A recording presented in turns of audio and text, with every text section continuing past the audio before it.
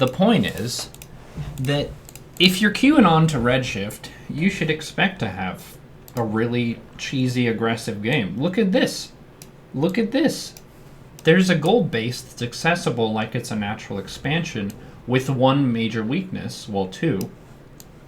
The first one is that the back of the mineral patches are exposed, so a ranged unit could shoot at your worker line. The second key weakness of this expansion, or a strength if you turn it a certain way, is that it's toward your opponent. So I'm taking my base here, which is closer to my opponent's production.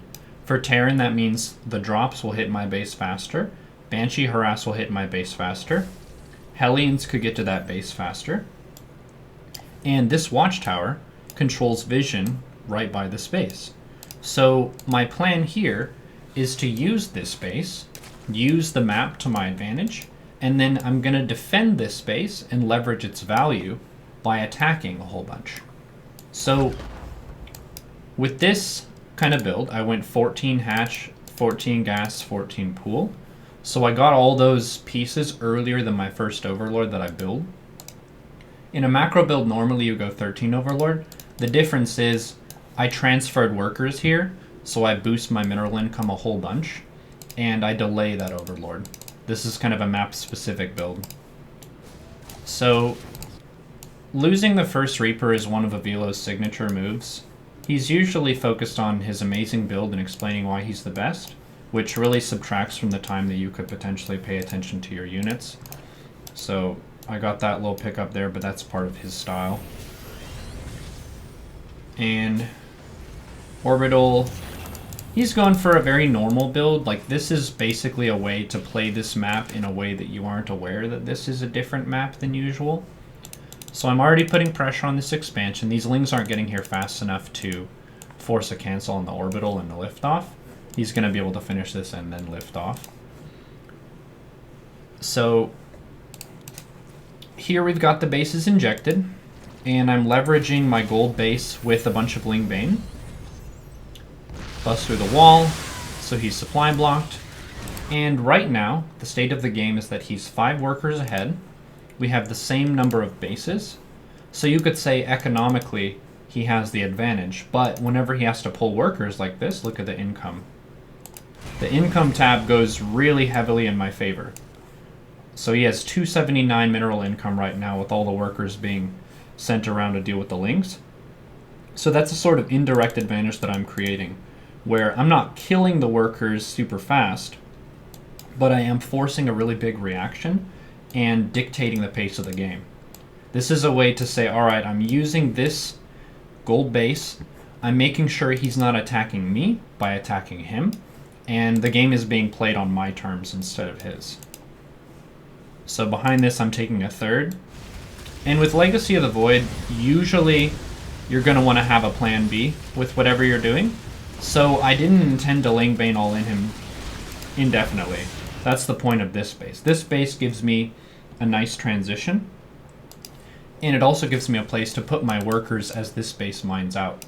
So because this base is gold, it's mined from faster. The rate is 1.4 times the mining rate of a blue base, which means this is going to be kind of cleared out pretty fast, and I want another place where I can put my workers once that base starts mining out. So his wall is being messed up. He's going for a third CC here, which some people might be like, wait, isn't that like the worst thing you could possibly do here?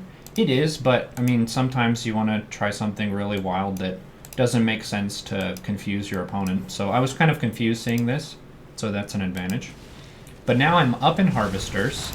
We're even on bases, but he's not mining from this base. The thing with Orbitals, though, is they give you some recovery potential with Mules, so he can lose some SCVs and still have a pretty reasonable income with Mule income. More minerals and whatnot. And even from a macro game, this is a general setup that Zerg can exploit with a Roach Queen Nidus play. If a player goes for Factory Reactor with Hellions, and Starport Tech Lab with Banshees, and a fast third CC that's kind of greedy, you can go for a whole bunch of Roach Queen Nidus aggression. So that was my plan next move. So here, I'm mixing in production of lings and drones. I'm not full-on lings anymore. I'm making a couple. I'm making spores so I'm safe against the banshees and stuff. Spores. The bases are all injected. My queens are building energy, so these are investments that I've made that are going to be scaling really well to be able to transfuse each other whenever I Nidus. Roach Warren's going down, Lair's going down. And then I need a big swell of Overlords. He went for a Viking, which I think is a poor choice, but that's cool. And he's going for more bases here? Like, what is... What? I think the best possible play here would be for him to get into some tanks early and aggressively get out some units and try to put pressure on this gold base. Because he knows that I have it, right? So he could be active with his units and try and pick away at some of these areas. Kill some drones here and there. Cyclones are a really good unit for defending pressure. Almost every defense for Terran All-Ins involves making early Cyclones. That's for one base Ravager, for like big Ling Roach pushes early on. Cyclone is a really, really good defensive unit. It doesn't scale really well with upgrades, so you don't usually see Cyclones in the late game. But as a base unit that is just coming out of the production facility, the Cyclone is really, really strong. So Cyclones instead of Hellions, I think after he defended the initial wave, and then getting some Liberators out so he can have a way to harass this base. Liberator harass on this would be pretty good. The downside is my queens can now move freely, so they could probably deny that. But yeah, this is Redshift. This is a different kind of map, so if you play in the same kind of way, you should expect your strategies on bigger maps to fail horribly. And that's part of the blessing and curse of map variety, right? Because if the maps were all exactly the same, then you could play the exact same strategy every time. For some people, they would love that. If they could do the same build, the same composition, hit the same timings, and put their stuff in all the similar kinds of places, that would be the best version of StarCraft. And what you can do, I'll give you a quick veto guide. So if you're looking at the maps for this season, and you don't want change, like you really dislike weird maps, you dislike non-standard stuff, veto Redshift. Seriously, this is the weirdest map. Veto Darkness Sanctuary. It's a 4-player map. You don't know where the opponent's going to spawn at the beginning. The opponent's really far away, so a lot of the 2 to 3 base timings are bad, and a lot of the games end up being about who can establish a 5th base. What else? Dreamcatcher is pretty weird. So if you have your 3 vetoes, you would probably veto these 3. They're the 3 weird maps. If you want to play the same old, don't play on these. If you like lots of variety, I would recommend probably vetoing Catalyst, Acid Plant maybe, and either Lost and Found or 16-bit. Those maps are both pretty standard.